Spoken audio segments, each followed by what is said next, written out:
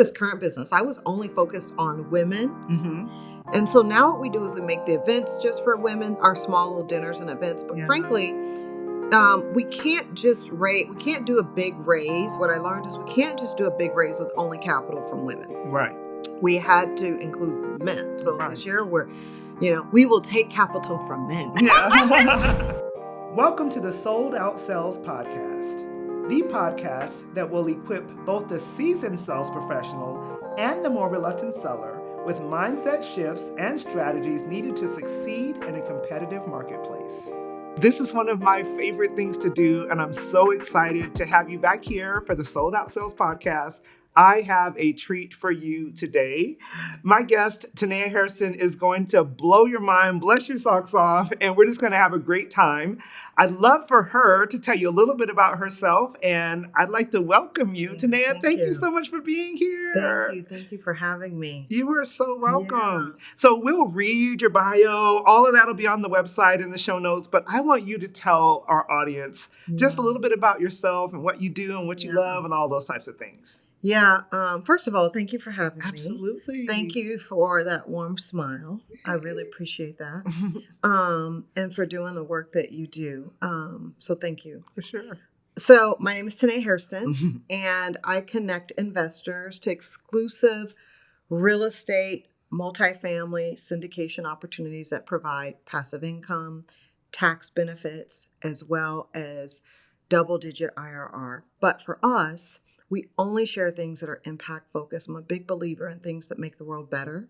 So on the real estate side, that can mean things like community revitalization projects, affordable housing, rent to own, medical office park, senior building, anything that we bring in for our investors. They really do have to make the world better, in addition to growing our savings or our retirement accounts, however we decide to participate. I'm a big advocate of spending our time with profit and purpose.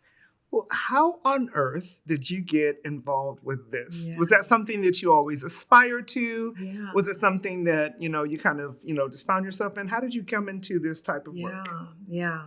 So growing up, and I know you have this background, but for me, my parents, I was raised in the ministry work, and they would always take us to some of the most economically challenged areas to minister. And so my heart for impact really started then. And I learned that things were really about, frankly, access. Yeah. Sometime later, I graduated with a computer science degree, worked corporate, and I married my first boyfriend young. I was very strict religious, so that's what you do. And he was a professional athlete, and he played baseball. And, we traveled all over. And we played all over. Obviously, I started real estate investing when we would do that.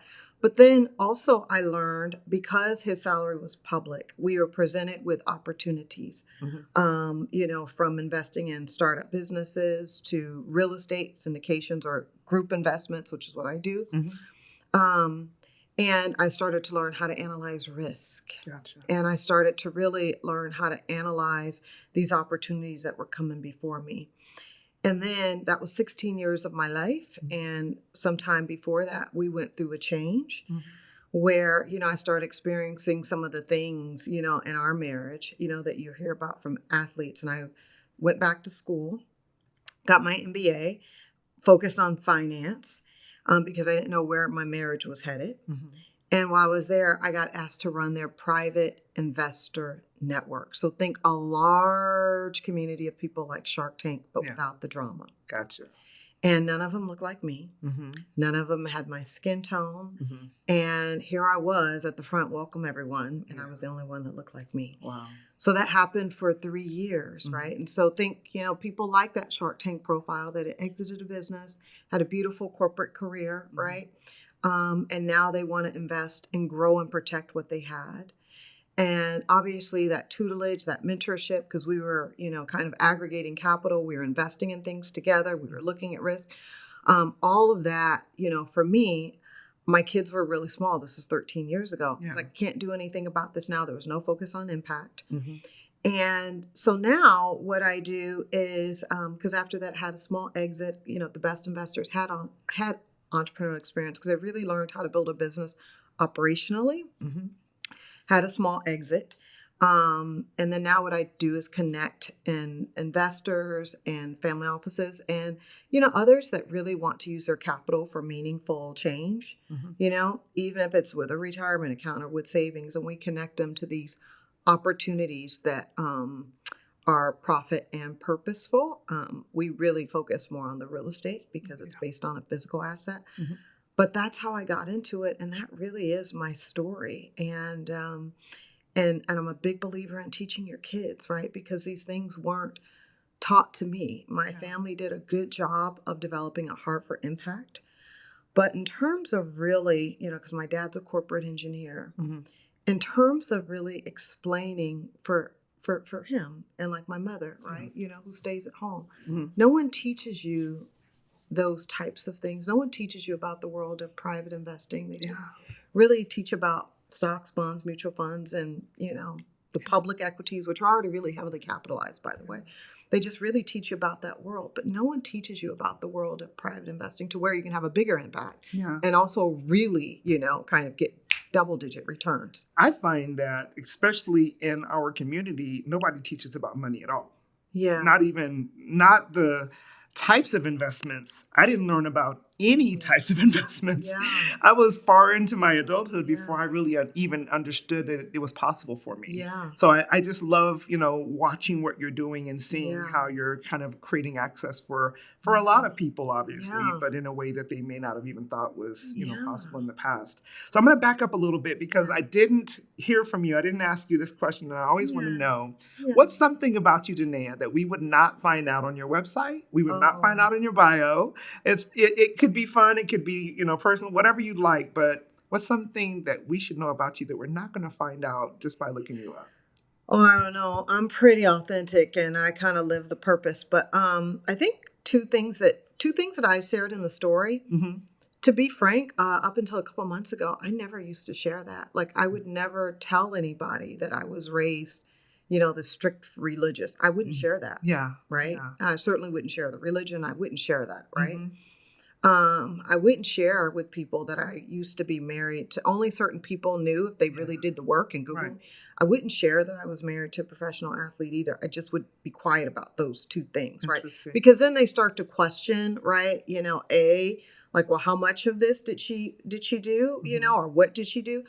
But really, if I'm going to be frank, I've always been that student, right? Like my dad had one friend who was this entrepreneur that owned multiple businesses. Yeah. I was always sitting right there on his floor listening, right? Yeah.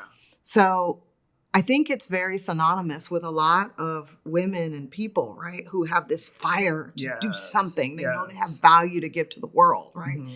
And they want to do something that is better and bigger. And, they love having, nice things. Right. And they love having nice things because anytime you can add commas to your bank account, you'll never know when you're in a position to make a greater impact. So and I'm not just talking about philanthropy, right? What I do is coming from a place of education because women are actually 80% more likely to suffer from financial hardship because they blindly trust husbands or an advisor or a partner or whatever, right? Right. So I could have easily been another statistic. You could have easily been a statistic. I know I was a statistic. Yeah. I was. I'm coming from a domestic violence background. My first marriage was 4 years of just ridiculous. I mean, it was terrible. So I'm grateful to be sitting here today. But what you're saying, I lived that. And that's why I say I wasn't taught financial intelligence. And I was financially abused, meaning my money was taken from me by my first husband. I was like almost made to give over a paycheck. So all of these things you're talking about, which is why I'm so intrigued by who you are and what you do, because I understand that other side. And there's so many women of all backgrounds, but particularly women of color who have, are less likely to be financially intelligent, financially independent because of that dependence or, in all honesty, I think the ignorance of just not knowing what's possible for them. So, and I think it's also to be frank, I think it's a journey, right? Yeah. My first business, to be frank, it failed. I had to. Oh, yeah. It started as skincare, then I had to reinvent it. The reason why I'm so like hyper focused on the types of businesses is because it could have been so much easier had I really solved a problem that was without my area and lens. That's why you hear me really speak a lot about that, because I would have done that completely differently. I would not have picked a consumer product. Yeah. I would have done things so differently and picked one of those things, like really looking at the 5-year plan, like SRP shared at our recent nonprofit event for the business owner community that they're focused on and what their needs are. Had I known that, somebody would have told me that. Right. I would pick that, Yes. Great.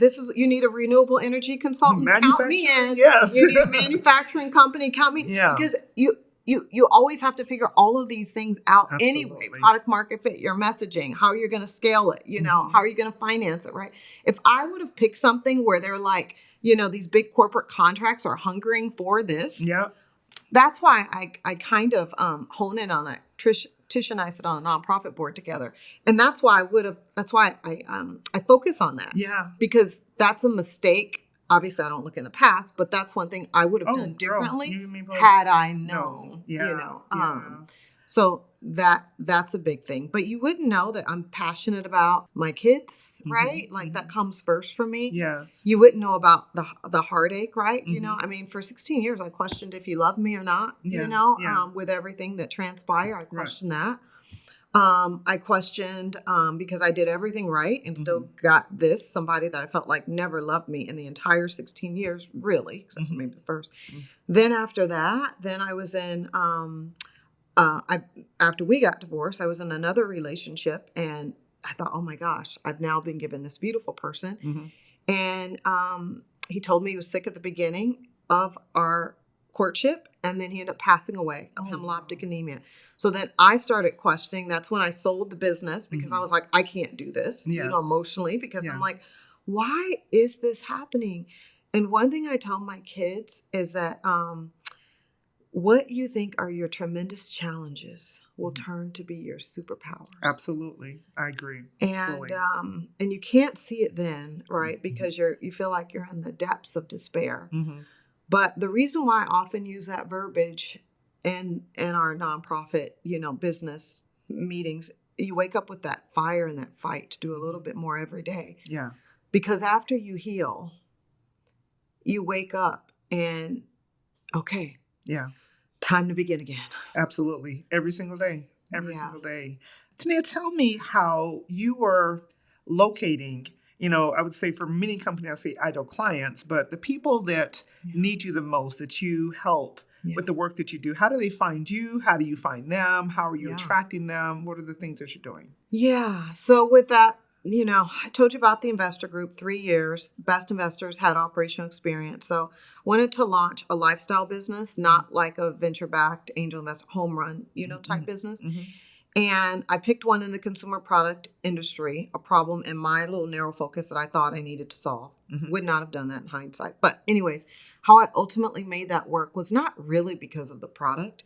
It was because I learned digital marketing. Now, remind you, this was, 12 years ago, right? Yeah. So me and my partner, if you will, Eric, he had a wife and cats in the basement. Eric and I, taught me about ClickFunnels. It was really early on when no one was really using a lot of that a lot. Right. And Shopify, right? So we built that thing with that business with Shopify and ClickFunnels ads and, direct to consumer. Right. And it wasn't congested like it was now. This is a long time ago. Yeah. And I had to learn how to be a marketer. Otherwise, frankly, it doesn't matter how ingenious the consumer products were. The industry was such a red ocean, swimming with so many others. Yes. Right? So I had to learn it. It wasn't that I wanted to. I lost a ton of money hiring what I thought were great marketing firms. Right. I lost a lot of money, frankly. Yeah. And it took 2. And I was like, okay, I'm going to have to learn how to do this myself, right? So with that business, I had to learn it. It wasn't an option. It was, I've got to make this work. How am I going to make it work? Yeah. And so now this is different, right? It's really kind of capitalizing on what I like, which is one-on-one relationships. Yes. Right? because whenever you're talking about capital and aggregating capital, and investing, we always have a one-on-one relationship. And when deals do well, look, people just turn around and they take that money and they reinvest it back in. So it's not like it's a continual one-to-one relationship. What happens is that once you do well for somebody, then they keep investing again, and then again and again and again. So it's a different kind of model now, and now the model is a LinkedIn engine. Yes. And that's the primarily kind of D to unknown consumer that I would do now. We don't call them consumer, we call them investor partners. That's the model now. So that's an engine that runs. Did I answer your question? Yeah, you definitely did. And matter of fact, you kind of, I'm going to keep going, because what I wanted to find out is, what is that kind of like bold, unconventional sales strategy that's worked well for you? So you've mentioned the LinkedIn engine. Can you kind of share a little bit more about how that works for you, and how did you determine that would be a good strategy for you? I think the other one thing that I want to say that's really helpful is to hire you don't have to hire, frankly, but partner. I love the word partner. Collaborate with a mentor that's already done what you wanted to do, right? So, which is different from a mentor that I had before when I was running that private investing network, right? So that was a different type of mentor because he knew that. With this area, we're focusing on the fund model, right? I now have a mentor, right, which has created $28 billion worth of funds. And I just asked him, will you mentor me?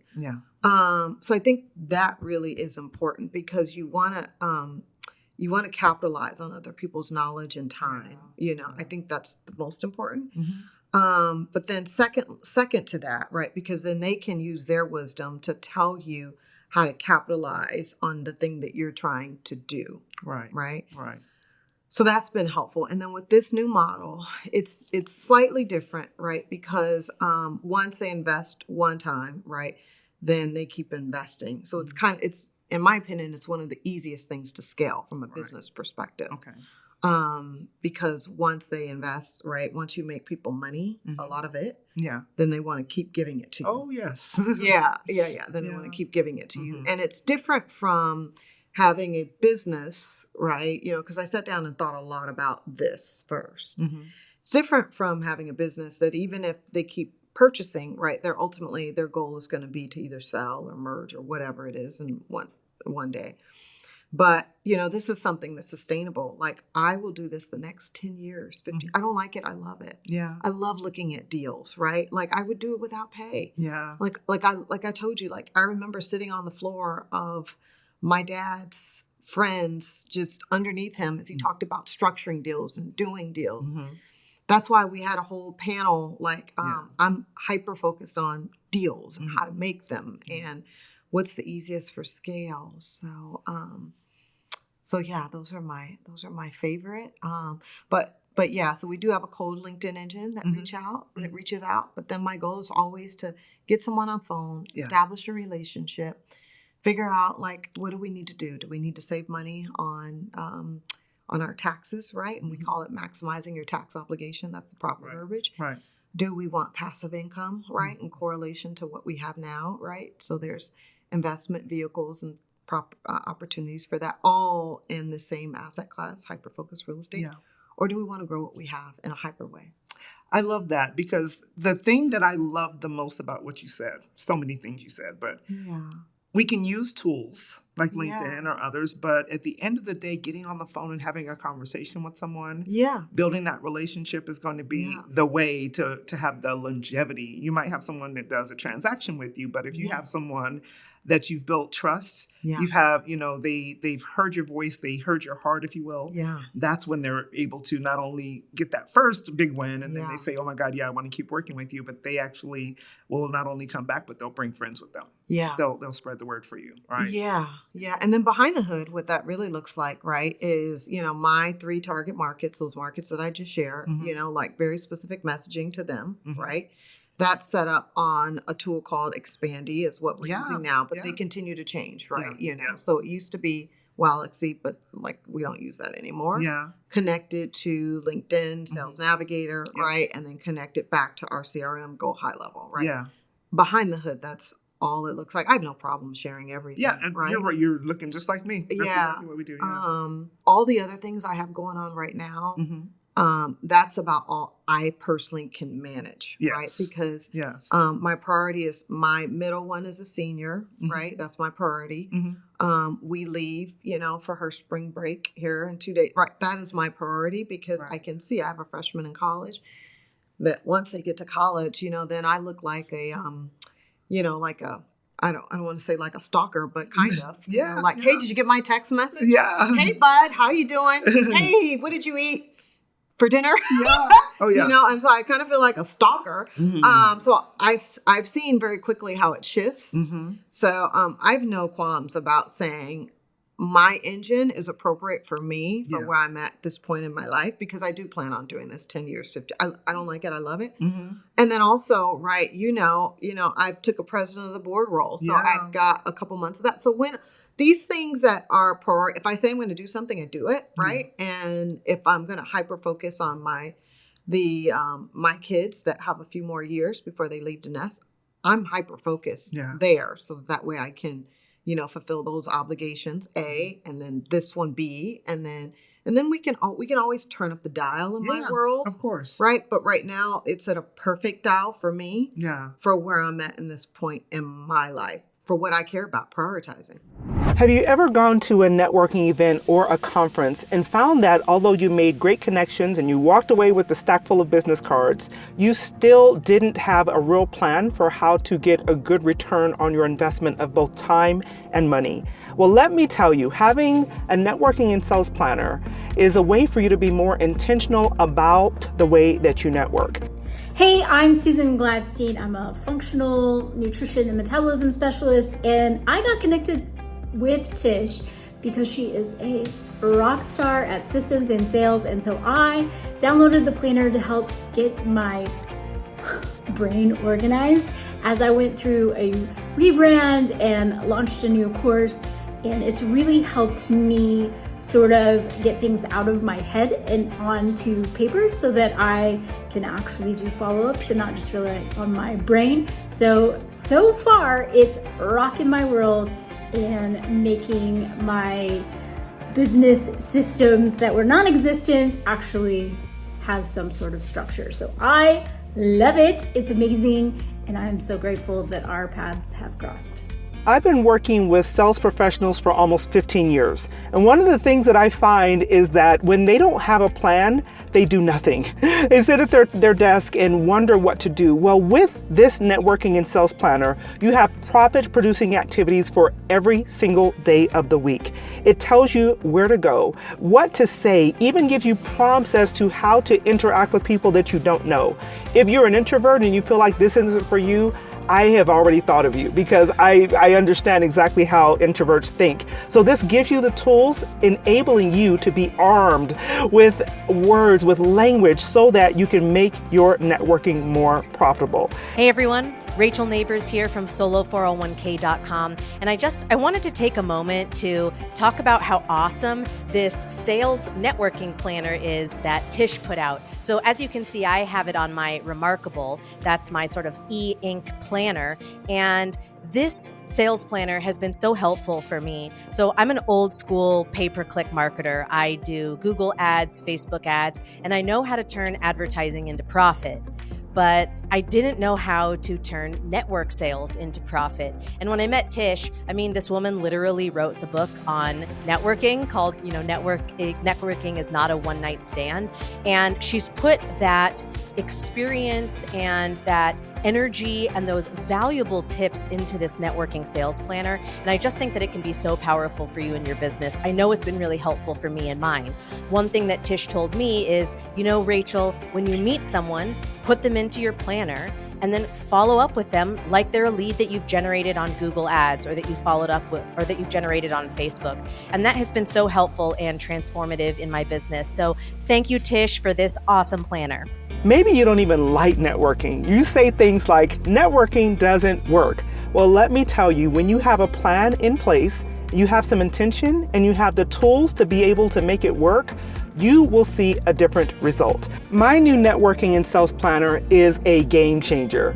It's the difference between you going to an event, wandering around and walking away without any purpose and without any new money, and walking into an event with a plan, with a purpose, and being able to convert new clients into your business. No one wants to feel inauthentic and pushy or even salesy when following up, so frequently we just don't do it at all. Well, the profitable follow-up formula, which is in the back of your networking and sales planner, will give you the tools and the language and the frequency with which you should be following up so that it feels very authentic, it feels genuine and natural both to you and to the people that you're reaching out to.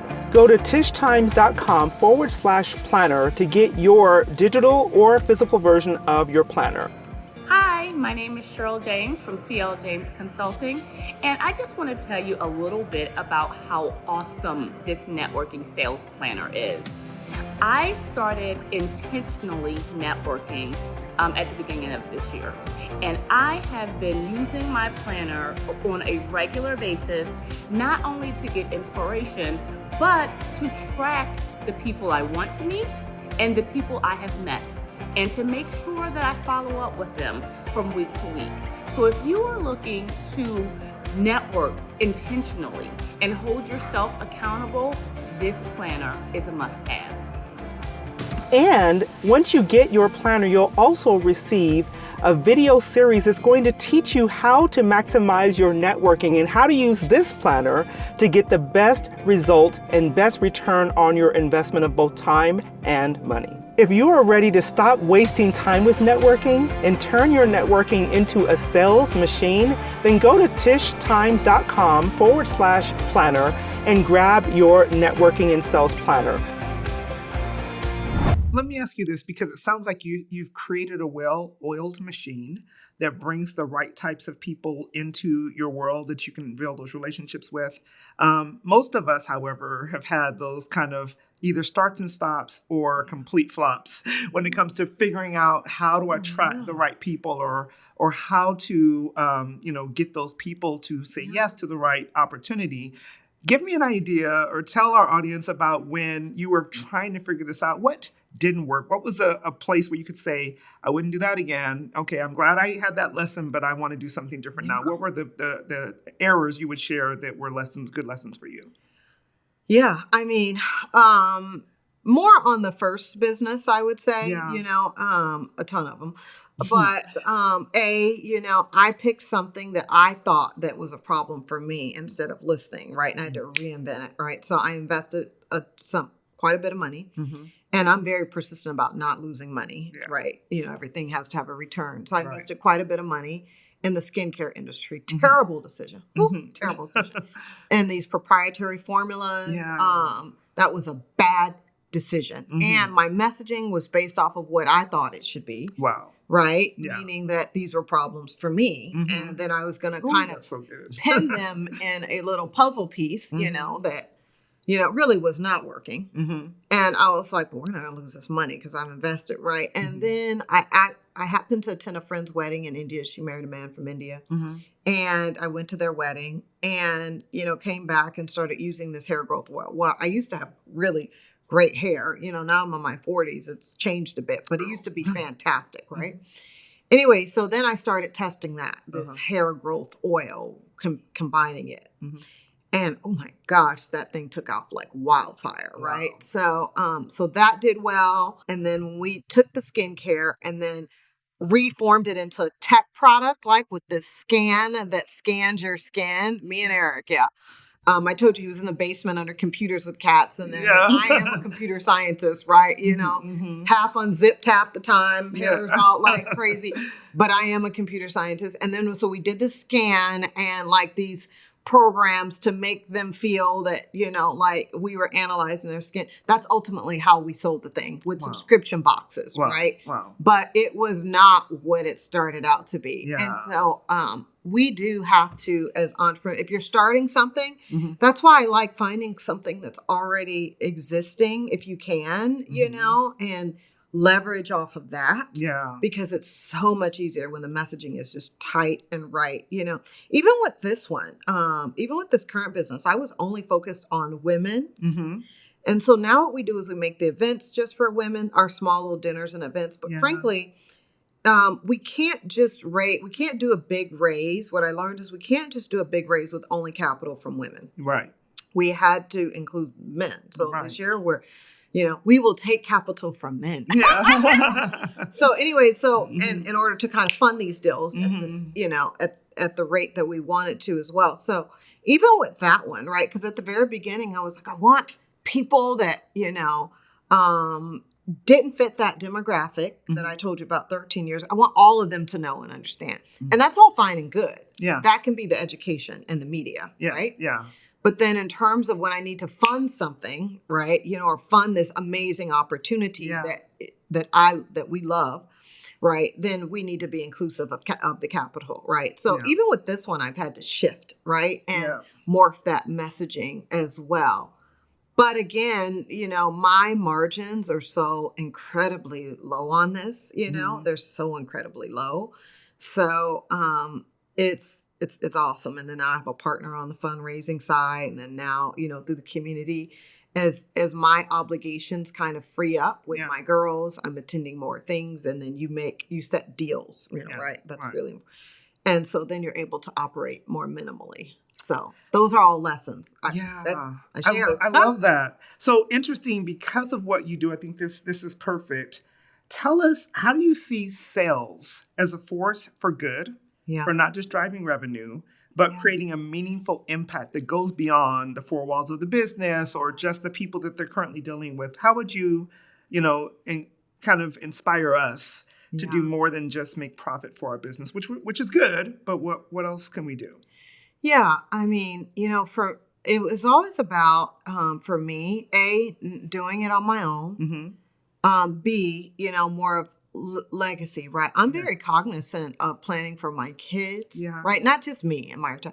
For me, this is about when we talk about profit, right? And being intentional about it. Yeah. I think about my niece and my nephew. My sister's husband died during COVID, right? Wow. So I think about them, right? So when I structure a business now and I think about my long-term goals, they just don't include me. They include like my kids and, what they may want to do, weddings and schools and, on first house, all the things that my parents weren't able to give to me because A, they do have a fantastic, beautifully heart. They really do. But also they weren't taught. Yeah. Right? Right. So I'm very cognizant about the life that I want, for my kids, for my niece and nephew as well. I'm very close to my sister Tish. Yeah.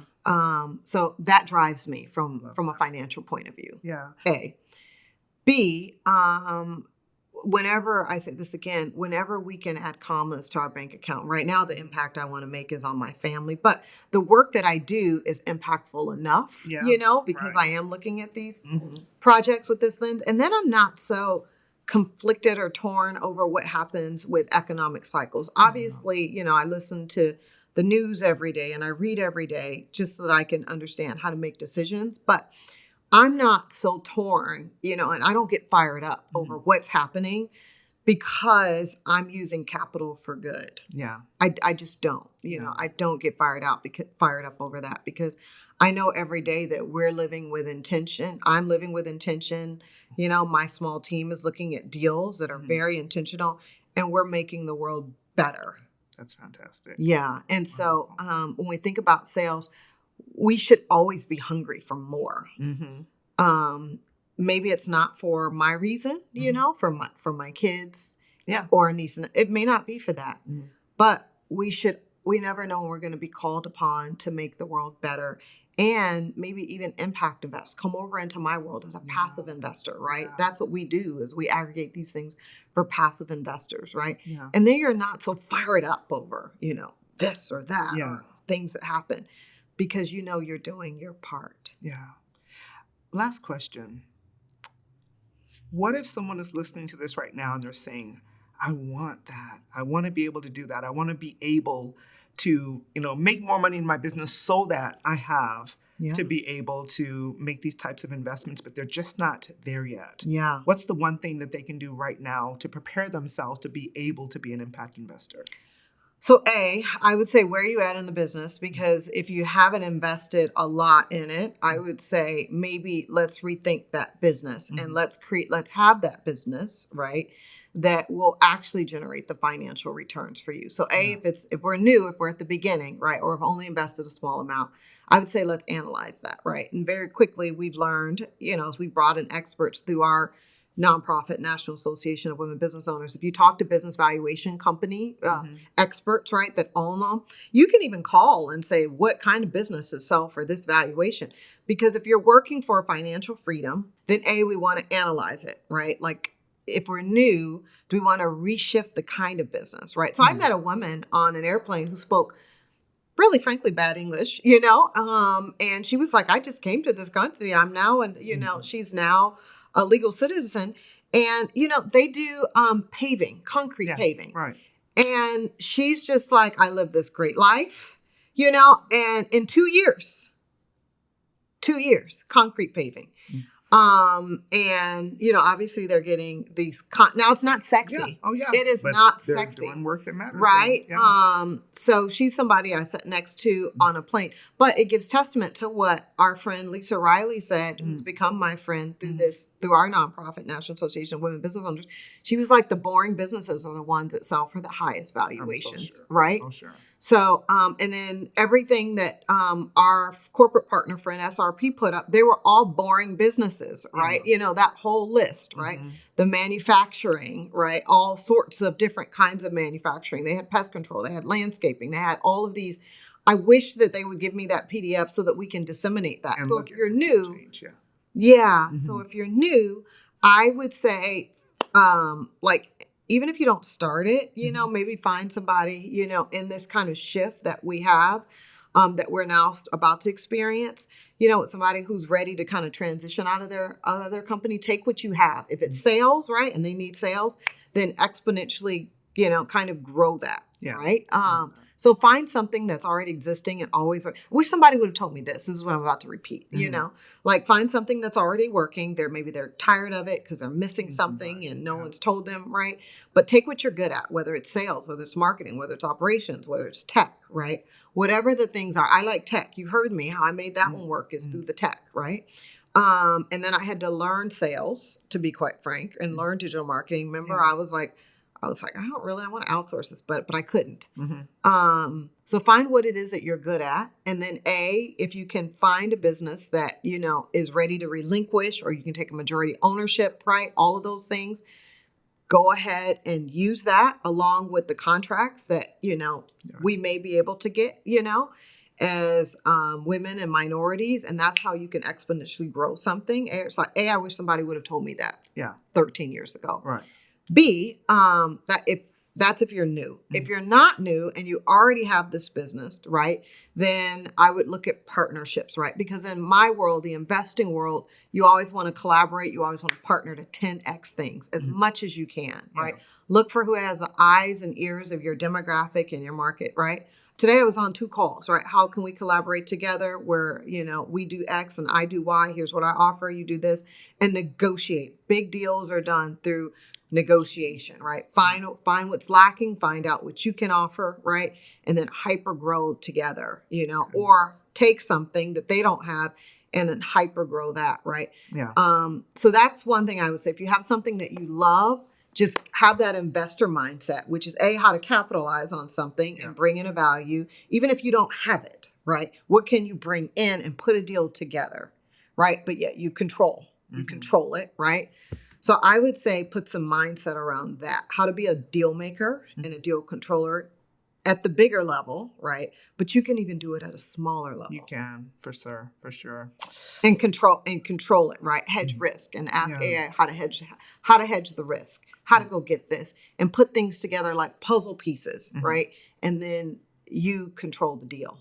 Well, it's obvious we have to have a part 2 Oh. because we're out of time, but I have so many more questions for you. Aw. So we'll definitely pick this up a little bit later in the year because I think Yeah. it's important for people to understand that they too can be an impact investor. They too Yeah. can make a big, make a huge Yeah. legacy change for their lives. So Tanaha, tell everyone how they can reach you. If they've heard something today that they were just like, oh, I want to talk more to her, how do they reach you? Yeah. If you're ready to be a passive investor, right, and passively invest in these things without the tenant responsibilities and all that, go to the impactinvestingcommunity.com, right? Impactinvestingcommunity.com. And you can connect with me, Tanaha, at IIC-Capital. IIC obviously stands for Impact Investing Community. So you can connect with me there. I would love to speak with you. And thank you for having me. Thank you so much for Yeah. being here today. What an amazing conversation. Yeah, that was fun. Thanks for listening to the Sold Out Sales Podcast. I would be so appreciative if you would show me and my amazing guests some love by leaving a review on your favorite podcasting platform. Also, go over to tishtimes.com/resource page and make sure you pick up your sales and networking handbook, especially for introverts. Also, I'd love to continue this conversation, so make sure you connect with me on Facebook, Instagram, and LinkedIn. I'll see you back here next week.